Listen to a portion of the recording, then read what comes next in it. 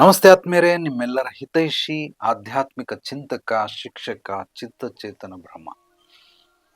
ಸ್ನೇಹಿತರೆ, ಫಿಲಾಸಫಿ ಬಗ್ಗೆ ಒಂದಷ್ಟು ಸಂಕ್ಷಿಪ್ತವಾದ ಮಾಹಿತಿಯನ್ನು ಕೊಡಿ ಅಂತ ಕೇಳಿದ್ದಾರೆ. ನೋಡಿ, ನಾನು ಹೇಳ್ತೀನಿ, ದಯವಿಟ್ಟು ಫಿಲಾಸಫಿಗಳನ್ನು ಓದಬೇಡಿ. ಬಹಳ ಬಹಳ ಅಪಾಯಕಾರಿ. ನಿಮ್ಮ ಆಲೋಚನೆ ಮಾಡುವಂತಹ ಆ ಒಂದು ಹಾದಿ, ರೀತಿ ನೀತಿ ನಿಮ್ಮನ್ನು ಯಾವುದೋ ಹಂತಕ್ಕೆ ಕರ್ಕೊಂಡು ಹೋಗ್ಬಿಡುತ್ತೆ. ದಯವಿಟ್ಟು ಓದಬೇಡಿ. ಯಾಕೆಂದರೆ ನೀವು ಒಂದು ಫಿಲಾಸಫಿ ಬೇಕಾದರೆ ಯಾವುದಾದ್ರೂ ನಿಮಗೆ ಇಷ್ಟ ಇರೋದನ್ನು ಓದಿ, ಬಟ್ ಎಲ್ಲ ಫಿಲಾಸಫಿಗಳನ್ನು ದಯವಿಟ್ಟು ಓದಬೇಡಿ. ಇದನ್ನು ಡೈಜೆಸ್ಟ್ ಮಾಡ್ಕೊಳ್ಳೋದು ಬಹಳ ಬಹಳ ಕಷ್ಟಕರವಾದಂಥದ್ದು. ಯಾಕೆ ಅಂತ ಹೇಳ್ತೀನಿ. ಈಗ ಉದಾಹರಣೆಗೆ ಕೋಟ್ಸ್ ಅಂದರೆ ಶುಭ ನುಡಿ, ಹಿತ ನುಡಿ, ಅಥವಾ ನಾನೇ ದಿನಕ್ಕೊಂದು ಜ್ಞಾನಾಮೃತ ಅಂತ ಬರಿತೀನಿ, ದಿನಕ್ಕೊಂದು ಹನಿ ಜ್ಞಾನಾಮೃತ ಅಂತ. ಇದನ್ನು ನೀವು ಯಾವುದೇ ಕೋಟ್ಸ್ಗಳನ್ನು ನೋಡಿ, ಗೂಗಲಲ್ಲಿ ಬೇಕಾದ್ರೆ ಹುಡುಕಿ, ಮೋಟಿವೇಶನಲ್ ಕೋಟ್ಸ್ ಅಂತ ಹೊಡೆದ್ರೆ ಹೈ ಮೋಟಿವೇಶನಲ್ ಕೋಟ್ಸ್ ಬರ್ತದೆ. ಪೀಸ್ಫುಲ್ ಕೋಟ್ಸ್ ಅಂತ ಹೊಡೀರಿ, ನಿಮಗೆ ಶಾಂತಿ ಶಾಂತಿ ಶಾಂತಿ ನೆಮ್ಮದಿ ಇರುವಂಥ ಕೋಟ್ಸ್ಗಳನ್ನು ಸಿಗ್ತವೆ. ವಾರ್ ಕೋಟ್ಸ್ ಅಂತ ಬರೀರಿ, ಸೊ ಯುದ್ಧ ಮಾಡೋದಕ್ಕೆ ಕೆಲವೊಂದು ಕೋಟ್ಸ್ಗಳು ಸಿಗ್ತವೆ. ಅದೇ ರೀತಿ ನೀವು ಸ್ಟ್ರಾಟಜಿ, ತಂತ್ರ ಕೋಟ್ಸ್ ಅಂತ ಹೊಡೀರಿ, ಆ ಸ್ಟ್ರಾಟಜಿಗಳು ಇರುವಂಥದ್ದು ಸಿಗ್ತವೆ. ಫಿಲಾಸಫಿಕಲ್ ಕೋಟ್ಸ್ ಅಂತ ಹೊಡೀರಿ, ಬರ್ತದೆ. ನಿಮಗೆ ಧಾರ್ಮಿಕ ರಿಲಿಜನ್ ಕೋಟ್ಸ್ ಅಂತ ಹೊಡೀರಿ, ಬರ್ತದೆ. ಫೈಟ್ ಕೋಟ್ಸ್ ಅಂತ ಹೊಡೀರಿ, ಫೈಟ್ಗಳನ್ನು ಹೇಗೆ ಮಾಡೋದು ಅಂತ ಹೊಡೀರಿ, ಬರ್ತದೆ. ನೀವು ಏನೇ ಸಬ್ಜೆಕ್ಟ್ ಹೊಡೆದ್ರೂ ಕೂಡ ಅದಕ್ಕೆ ರಿಲೇಟೆಡ್ ಆಗಿರುವಂಥ ಕೋಟ್ಸ್ಗಳು ಬರ್ತವೆ. ಇದರ ಅರ್ಥ ಏನು? ಏನು ಮಾಡಬೇಕು? ದುಡ್ಡು ಮಾಡಬೇಕು. ಹೇಗೆ? ಕೋಟ್ಸ್, ಮನಿ ಕೋಟ್ಸ್ ಅಂತ ಹೊಡೀರಿ, ಬರ್ತದೆ. ಈಗ ನಾನು ಜೈಲ್ಗೆ ಹೋಗ್ಬೇಕು, ಆ ಕೋಟ್ಸ್ ಹೊಡೀರಿ, ಬರ್ತದೆ. ಜೈಲ್ಗೆ ಹೋಗ್ಬೇಕಾದ್ರೆ ಏನೇನು ಮಾಡಿ ಕೋಟ್ಸ್ ಇದೆ. ಇದಕ್ಕೆ ಕೇವಲ ವರ್ಡ್ ಅಲ್ಲ, ಕೋಟ್ಸ್ ಇದೆ. ನಾನು ಟ್ರೈ ಮಾಡಿ ನೋಡಿದ್ದೀನಿ. ಪ್ರತಿಯೊಂದಕ್ಕೂ ಕೋಟ್ಸ್ ಇದೆ. ಇಲ್ಲಿ ನಿಮಗೆ ಕಳ್ಳತನ ಮಾಡಬೇಕಾ, ಕಳ್ಳ ಆಗಬೇಕಾ, ಕಳ್ಳ ಆಗೋದಕ್ಕೂ ಕೋಟ್ಸ್ ಇದೆ. ಒಳ್ಳೆಯವನಾಗಬೇಕಾ, ಒಳ್ಳೆಯವನಾಗೋಕ್ಕೂ ಕೋಟ್ಸ್ ಇದೆ. ನೀವು ಸಾಯ್ಬೇಕಾ, ಸಾಯೋದಕ್ಕೂ ಕೋಟ್ಸ್ ಇದೆ. ನೀವು ತಲೆ ಚಚ್ಕೋಬೇಕಾ, ಆ ಕರ್ಮ ಮಾಡೋದಕ್ಕೂ ಕೋಟ್ಸ್ ಇದೆ. ಇಂಥದಕ್ಕೆ ಕೋಟ್ಸ್ ಇಲ್ಲ ಅಂತಿಲ್ಲ, ಎಲ್ಲ ಥರ ಕೋಟ್ಸ್ಗಳಿದೆ. ಒಬ್ಬರು ಮಾಡು ಅಂತಾರೆ, ಅದಕ್ಕೆ ಕೋಟ್ಸು. ಒಬ್ಬರು ಮಾಡಬೇಡ ಅಂತಾರೆ, ಅದಕ್ಕೆ ಕೋಟ್ಸು. ಒಬ್ಬರು ಗುರುಗಳು ತಿನ್ನು ಅಂತಾರೆ, ಅದಕ್ಕೆ ಬೇರೆ. ಇನ್ನೊಬ್ಬರು ತಿನ್ನಬೇಡ ಅಂತಾರೆ, ಇದಕ್ಕೆ ಬೇರೆ. ಯಾಕೆ ತಿನ್ನು ಅಂತ ಹೇಳ್ತಾರೆ? ಅವರು ಫಿಲಾಸಫಿ, ತಿನ್ನು ಅನ್ನೋ ಫಿಲಾಸಫಿಗಳನ್ನು ಇಟ್ಕೊಂಡಿರ್ತಾರೆ, ಅದಕ್ಕೆ ತಿನ್ನು ಅಂತಾರೆ. ಇವ್ರು ಯಾಕೆ ತಿನ್ನಬೇಡ ಅಂತಾರೆ? ಇವರು ತಿನ್ನಬಾರ್ದು ಅನ್ನೋ ಫಿಲಾಸಫಿಗಳನ್ನು ಓದಿರ್ತಾರೆ, ಅದಕ್ಕೋಸ್ಕರ ತಿನ್ನಬೇಡ ಅಂತಾರೆ. ಮತ್ತೊಬ್ಬರು ನಿನಗೆ ಯಾವಾಗ ಇಷ್ಟ ಬಂತು ತಿನ್ನು, ಯಾವಾಗ ಇಷ್ಟ ಬಂತು ಬಿಟ್ಬಿಡು ಅಂತಾರೆ. ಅವರು ಇನ್ನೊಂದು ಫಿಲಾಸಫಿಗಳನ್ನು ಓದೋರು, ಅದಕ್ಕೋಸ್ಕರ ಇಷ್ಟ ಬಂದಾಗ ತಿನ್ನು, ಇಲ್ಲಾಂದರೆ ಬಿಟ್ಬಿಡು ಅಂತ ಹೇಳ್ತಾರೆ. ನೀವು ಪ್ರಪಂಚದಾದ್ಯಂತ ಇರೋ ಎಲ್ಲ ಫಿಲಾಸಫಿಗಳನ್ನು ಓದಿ, ನಿಜವಾಗ್ಲೂ ನಿಮ್ಮ ತಲೆಯಲ್ಲಿ, ಮೆದುಳಲ್ಲಿ ಬುದ್ಧಿ ಇರುತ್ತಾ ಇರಲ್ವಾ? ನೀವೇನಾದರೂ ಹುಚ್ಚಾಸ್ಪತ್ರೆಯಲ್ಲಿ ಸೇರ್ಕೊಂಡಿರ್ತೀರ ಅಥವಾ ಶಿವನ ಪಾದನೆ ಸೇರ್ಕೊಂಡ್ಬಿಟ್ಟಿರ್ತೀರ, ಗೊತ್ತಿಲ್ಲ. ಈ ರೀತಿ ಆದಂಥವ್ರು ಬಹಳಷ್ಟು ಜನ. ಎಲ್ಲೋ ನನ್ನಂಥವ್ರು, ನನ್ನಂಥ ಕ್ಯಾರೆಕ್ಟರ್ಗಳಿರೋರು, ನಾನು ಎಲ್ಲ ಫಿಲಾಸಫಿಗಳನ್ನು ಓದಿದ್ದೀನಿ, ತಿಳ್ಕೊಂಡಿದ್ದೀನಿ. ಒಂದಷ್ಟದ್ರ ಬಗ್ಗೆ ಚರ್ಚೆ ಮಾಡೋದಕ್ಕೆ, ತರ್ಕ ಮಾಡೋದಕ್ಕೂ ನಾನು ಸಿದ್ಧನಾಗಿದ್ದೀನಿ. ಆದರೆ ಎಲ್ರಿಗೂ ಈ ಒಂದು ಡೈಜೆಸ್ಟಿವ್ ಕೆಪಾಸಿಟಿ ಇರೋದಿಲ್ಲ. ನಿಮ್ಮ ಒಂದು ಜೀರ್ಣಾಂಗ ಶಕ್ತಿ ಅಷ್ಟು ನಿಮಗೆ ಇಲ್ಲದೆ ಇರೋದ್ರಿಂದ ತಿಳ್ಕೊಳ್ಬೇಡಿ. ಇದು ನನ್ನ ಅನುಭವಗಳನ್ನು ಹೇಳ್ತಾ ಇದ್ದೀನಿ. ಕಾರಣ ಏನು ಅಂದರೆ, ಒಬ್ಬೊಬ್ಬರು ಒಂದೊಂದು ಫಿಲಾಸಫಿಗಳನ್ನು ಓದಿದ್ಮೇಲೆ ಅವ್ರಿಗೊಂದೊಂದು ಆಯಾಮಗಳ ದರ್ಶನ ಆಗುತ್ತೆ. ಆ ಆಯಾಮಗಳ ದರ್ಶನ ಆದಮೇಲೆ ನಿಮ್ಗೆಲ್ಲರಿಗೂ ಅದು ಏನೇ ನೋಡಿದ್ರು ರೈಟ್ ಅನ್ಸುತ್ತೆ. ಅವನು ಯಾರೋ ಕೊಲೆ ಮಾಡ್ತಾವನು, ಅದು ರೈಟ್ ಅನ್ಸುತ್ತೆ. ಕಳ್ತನ ಮಾಡ್ತಾವನೆ, ಅದು ರೈಟ್ ಅನ್ಸುತ್ತೆ. ಯಾರೋ ಅವನು ರೇಪ್ ಮಾಡ್ತಾವನು, ಅದು ರೈಟ್ ಅನ್ಸುತ್ತೆ. ಯಾರೋ ಅಫೈರ್ ಮಾಡ್ತಾವನು, ಅದು ರೈಟ್ ಅನ್ಸುತ್ತೆ. ನಿಮಗೆ ಎಲ್ಲವೂ ಕೂಡ ರೈಟ್ ಅನ್ಸುತ್ತೆ. ಇನ್ನೊಂದು ಕಡೆ ನೀವು ಎಲ್ಲ ನ್ಯೂಸ್ಗಳಲ್ಲಿ ಅಲ್ಲಿ ನೋಡಿದ್ರೆ ಎಲ್ಲವೂ ಕೂಡ ಕೆಟ್ಟದ್ದು ಅನ್ಸುತ್ತೆ. ಇದು ಫಿಲಾಸಫಿಗಳು ಓದಿ ಅವರ ಮನಸ್ಥಿತಿ ಪರಿಸ್ಥಿತಿಗಳನ್ನು ಹಾಳು ಮಾಡ್ಕೊಂಡಂಥವ್ರು ಬಹಳಷ್ಟು ಜನ. ಅದಕ್ಕೆ ನಾನು ಈ ಎಲ್ಲ ಫಿಲಾಸಫಿಗಳನ್ನು ಅಧ್ಯಯನ ಮಾಡಿ ನನ್ನದೇ ಆದಂಥ ಕೆಲವೊಂದು ಫಿಲಾಸಫಿಗಳನ್ನು ನಾನು ಮಾಡ್ಕೊಂಡಿದ್ದೀನಿ. ನಾನು ಮಾಡಿರೋವಂಥದ್ದು ಏನಿದೆ ಅಂತಂದರೆ, ಇದು ಎಲ್ಲ ಮನುಕುಲಕ್ಕೂ ಅನ್ವಯ. ಬೇರೆ ಬೇರೆ ಫಿಲಾಸಫಿಗಳು ಒಬ್ರಿಗೋ ಇಬ್ರಿಗೋ ಒಂದೊಂದು ಪರಿಸ್ಥಿತಿ, ಮನಸ್ಥಿತಿ, ವಾತಾವರಣಕ್ಕೆ ಮಾತ್ರ ಸೀಮಿತವಾಗಿರುತ್ತೆ ಹೊರತು ಇಡೀ ಮನುಕುಲಕ್ಕೆ ಅನ್ವಯ ಆಗುವಂಥ ಫಿಲಾಸಫಿಗಳು ಬಹಳ ಬಹಳ ಕಡಿಮೆ. ಪಾಯಿಂಟ್ ವೈಸಲ್ಲಿ ಸಿಗುತ್ತೆ ಹೊರತು ಪೂರ್ತಿ ಫಿಲಾಸಫಿ ಸಿಗೋದಿಲ್ಲ. ನನ್ನ ಅನುಭವಗಳೇನು ಅಂತಂದರೆ, ಇಲ್ಲಿರೋದು ಎರಡೇ ಎರಡು ಫಿಲಾಸಫಿ, ನನಗೆ ಇಷ್ಟ ಇದೆ, ನನಗೆ ಇಷ್ಟ ಇಲ್ಲ. ಇದು ಸಣ್ಣ ಮಕ್ಕಳಿಂದ ಹಿಡಿದು ವಯೋವೃದ್ಧರವರೆಗೂ ಎಲ್ರಿಗೂ ಅನ್ವಯ. ಭೂಮಿ ಮೇಲೆ ವಾಸ ಮಾಡುವಂಥ ಪ್ರತಿಯೊಬ್ಬ ಮಾನವನಿಗೂ ಕೂಡ ಇದು ಅನ್ವಯ. ಇದು ಚಿತ್ತ ಚೇತನ ಬ್ರಹ್ಮನ ಫಿಲಾಸಫಿ. ನನಗೆ ಇಷ್ಟ ಇದೆ, ನನಗೆ ಇಷ್ಟ ಇಲ್ಲ. ಇದು ಒಬ್ರಿಗೆ ಅನ್ವಯ ಆಗದಿರೋ ಅಂತ ಸಾಧ್ಯವೇ ಇಲ್ಲ. ನೀವು ಎಲ್ಲೇ ನೋಡಿ, ನನಗೆ ಇಷ್ಟ ಇದೆ, ಇಷ್ಟ ಇದ್ದ ಮೇಲೆ ಮಾಡೇ ಮಾಡ್ತಾನೆ. ಅದು ಒಳ್ಳೇದಾಗಿರಲಿ, ಅದು ಕೆಟ್ಟದಾಗಿರಲಿ, ಅದು ರೈಟ್ ಆರ್ ರಾಂಗ್, ಆ good or bad, whatever it is, negative or positive, ಅದು ಬೇಕಾಗಿಲ್ಲ. ಅವನಿಗೆ ಇಷ್ಟ ಇದ್ದರೆ ಮಾಡ್ತಾನೆ. ನನಗಿಷ್ಟ ಇಲ್ಲ, ಅದು ಒಳ್ಳೇದಿರಲಿ ಕೆಟ್ಟದಿರಲಿ, good or bad, right or wrong, negative or positive, ನನಗಿಷ್ಟ ಇದೆ, ನಾನು ಮಾಡ್ತೀನಿ. ಈ ಒಂದು ಫಿಲಾಸಫಿ ಪ್ರತಿಯೊಬ್ಬರಿಗೂ ಕೂಡ ಅನ್ವಯವಾಗುತ್ತೆ. ಸೊ ಕೆಲವರು ಇನ್ನೊಂದು I don't force you don't force me ಅಂತ, ಇದು ನನ್ನ ಹೇಳಿಕೆ. ನಾನು ಹೆಂಡತಿ ಮಕ್ಕಳಿಗೂ ಕೂಡ ಈ ಒಂದು ಇದನ್ನು ಹೇಳ್ತೀನಿ, ನೀನು ನನಗೆ ಬಲವಂತ ಪಡಿಸ್ಬೇಡ, ನಾನು ನಿನಗೆ ಬಲವಂತ ಪಡಿಸೋದಿಲ್ಲ. ಇದು ಅಷ್ಟೇ, ಪ್ರತಿಯೊಬ್ಬರಿಗೂ ಎಲ್ಲರಿಗೂ ಅನ್ವಯ, ಇಡೀ ಮಾನವ ಕುಲಕ್ಕೆ ಅನ್ವಯ. ಈ ರೀತಿ ಕೆಲವೊಂದು ಫಿಲಾಸಫಿಗಳು ಇಡೀ ಮನುಕುಲಕ್ಕೆ ಸಹಾಯವಾಗುತ್ತೆ.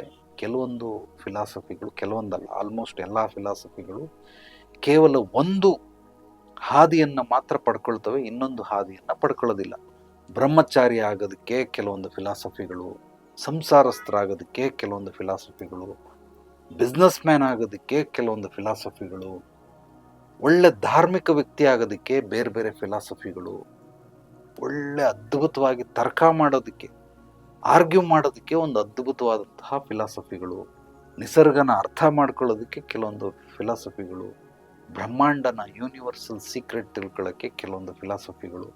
ಆದ್ದರಿಂದ ಫಿಲಾಸಫಿಗಳು ಹಲವಾರಿದೆ. ಆ ತತ್ವಶಾಸ್ತ್ರಗಳನ್ನೆಲ್ಲ ಯಾವುದು ಓದಬೇಕು ಯಾವುದು ಬಿಡಬೇಕು ಅಂತ ನೀವು ಕೇಳಿದ್ರೆ ಖಂಡಿತವಾಗ್ಲೂ ಯಾವುದು ಓದಕ್ಕೆ ಹೋಗ್ಬೇಡಿ. ಯಾವುದು ನಿಮಗೆ ಓದಿ ಡೈಜೆಸ್ಟ್ ಮಾಡ್ಕೊಳ್ಳೋವಂಥ ಕೆಪಾಸಿಟಿ ಖಂಡಿತವಾಗ್ಲೂ ಇರೋದಿಲ್ಲ. ಇದು ನನ್ನ ಅನುಭವ. ಜೊತೆಯಲ್ಲಿ ನನ್ನ ಜೊತೆಗಾರರು, ನನ್ನ ಸರಿಸಮಾನ ವಯಸ್ಕರರು, ಅವರು ಓದಿ ಇವತ್ತು ಯಾವ್ಯಾವ ರೀತಿಯೆಲ್ಲ ಅವರ ಜೀವನದಲ್ಲಿ ಸಮಸ್ಯೆಗಳನ್ನು ತಂದು ಒಡ್ಕೊಂಡಿದ್ದಾರೆ, ಅವ್ರು ಯಾವ ಸ್ಥಿತಿಲಿದ್ದರು, ಯಾವ ಸ್ಥಿತಿಲಿ ಇರಬೇಕಿತ್ತು ಅವರು, ಆದರೆ ಯಾಕೆ ಹಿಂಗಿದ್ದಾರೆ ಅಂತಂದರೆ ಈ ಫಿಲಾಸಫಿಗಳನ್ನು ತಿಳ್ಕೊಂಡು ವಿಚಿತ್ರವಾಗಿ ಹೋಗ್ಬಿಟ್ರು. ಒಳ್ಳೆ ಅದ್ಭುತವಾದಂತಹ ಸ್ನೇಹ, ಅವನ ಸ್ನೇಹ. ನಾನೇ ಅವನಿಗೆ ಸಜೆಷನ್ ಮಾಡಿದೆ ಸುಮಾರು ಒಂದು 16 ವರ್ಷದಿಂದ ಜಿಡ್ಡು ಕೃಷ್ಣಮೂರ್ತಿ ಪುಸ್ತಕಗಳನ್ನು ಓದುವಂತ. ಆತ ಜಿಡ್ಡು ಕೃಷ್ಣಮೂರ್ತಿ ಪುಸ್ತಕಗಳನ್ನು ನಾನು ಒಂದು ಸಲ ಓದಿದರೆ ಎಲ್ಲ ಕನ್ನಡದಲ್ಲಿ ದೊರಕುವಂತಹ ಪುಸ್ತಕಗಳು, ಅವನು 3 ಸಲ ಓದ್ಬಿಟ್ಟಿದ್ದಾನೆ. ಆ ಜಿಡ್ಡು ಕೃಷ್ಣಮೂರ್ತಿ ಪುಸ್ತಕ ಓದ ನಂತರ ಇನ್ನು ಯಾವುದೇ ಫಿಲಾಸಫರ್ ಪುಸ್ತಕಗಳನ್ನು ಓದಿಲ್ಲ. ಈಗ ಅವನು ಹೆಂಡತಿ ಮದುವೆ ಆಗಿ 2 ಮಕ್ಕಳಿದೆ, ಬಿಟ್ಬಿಟ್ಟು ಬೇರೆ ಎಲ್ಲ ಹೋಗಿ ಆಶ್ರಮಕ್ಕೆ ಸೇರ್ಕೊಂಡ್ಬಿಟ್ಟವನು.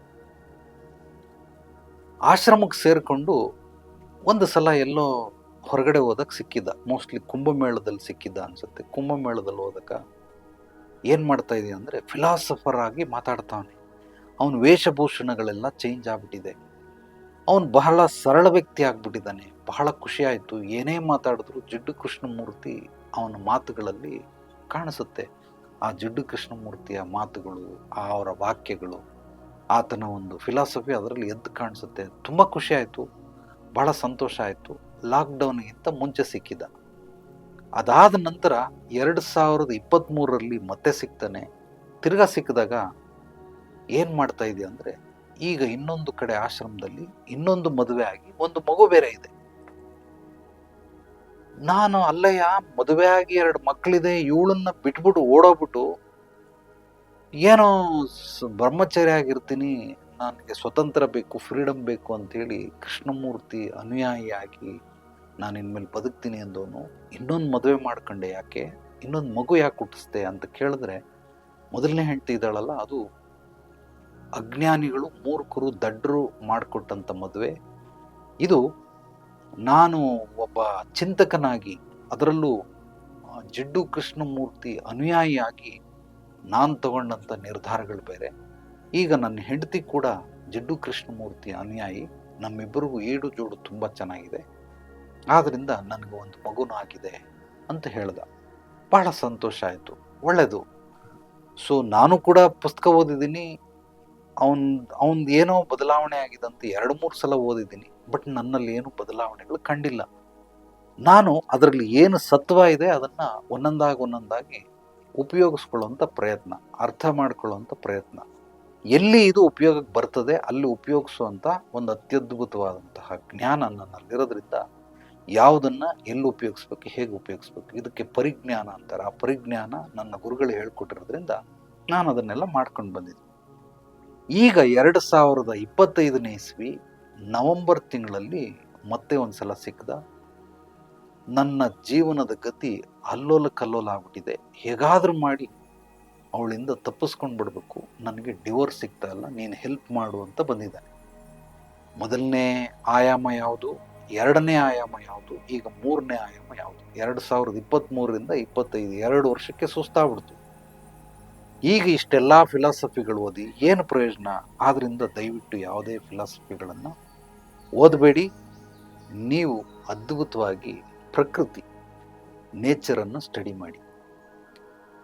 ಮನುಷ್ಯನಾಗಿ ಹುಟ್ಟಿದ ಮೇಲೆ ಪ್ರತಿಯೊಬ್ಬ ಮನುಷ್ಯನಿಗೆ ಜವಾಬ್ದಾರಿಗಳು, ಕರ್ತವ್ಯಗಳು ಅತ್ಯದ್ಭುತವಾಗಿ ಭಗವಂತ ಅದನ್ನು ಕೊಟ್ಟುಬಿಟ್ಟಿದ್ದಾನೆ. ಅದನ್ನು ಫುಲ್ಫಿಲ್ ಮಾಡಿ, ಅದನ್ನು ಅರ್ಥ ಮಾಡ್ಕೊಳ್ಳಿ. ನಿಮಗೆ ಬಂದಿರೋದು, ಪಾಲಿಗೆ ಬಂದಿದ್ದು ಪಂಚಾಮೃತ ಅಂತ ಹೇಳಿ ಆ ಜವಾಬ್ದಾರಿ ಕರ್ತವ್ಯಗಳನ್ನು ನಿಭಾಯಿಸೋದಕ್ಕೆ ನಿಮಗೆ ಏನಾದರೂ ಪುಸ್ತಕಗಳು ಬೇಕು ಅಂದರೆ ಅದನ್ನು ಬೇಕಾದರೂ ಓದಿ. ದಯವಿಟ್ಟು ಫಿಲಾಸಫಿ ಪುಸ್ತಕಗಳನ್ನು ಓದಬೇಡಿ. ಬಹಳ ಬಹಳ ಡೈಜೆಸ್ಟ್ ಆಗೋದು ತುಂಬ ಕಷ್ಟದ ಕೆಲಸ. ನಾವಿಲ್ಲಿ ಬಂದಿರೋದು ಋಣ ತೀರ್ಸೋಕ್ಕೆ, ಕರ್ಮ ಕಳ್ಕೊಳ್ಳೋದಕ್ಕೆ. ಇದಕ್ಕೆ ಏನೇನು ಬೇಕೋ ಅಷ್ಟು ಮಾಡಿದ್ರೆ ಸಾಕು. ಅದನ್ನು ಮಾಡೋದು ಹೇಗೆ? ಜವಾಬ್ದಾರಿ ಕರ್ತವ್ಯಗಳನ್ನು ನಿಭಾಯಿಸ್ತಾ ಹೋದರೆ ಅದೆಲ್ಲವೂ ಫುಲ್ಫಿಲ್ ಆದಂಗೆ. ಆದ್ದರಿಂದ ಫಿಲಾಸಫಿ ಅಂತಂದರೆ ಎಲ್ಲವೂ, ಎಲ್ಲ ಆಹಾರಗಳು ಎಲ್ಲರಿಗೂ ಡೈಜೆಸ್ಟ್ ಆಗೋದಿಲ್ಲ.